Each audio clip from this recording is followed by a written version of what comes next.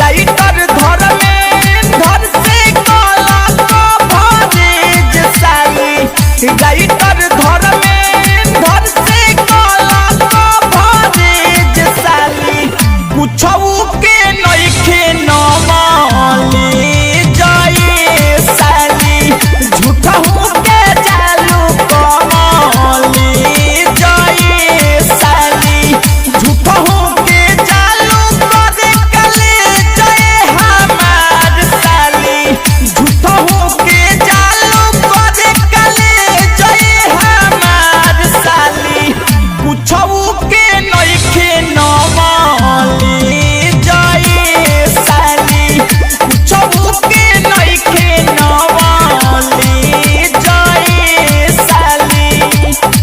Jagdamba recording studio Sunauli.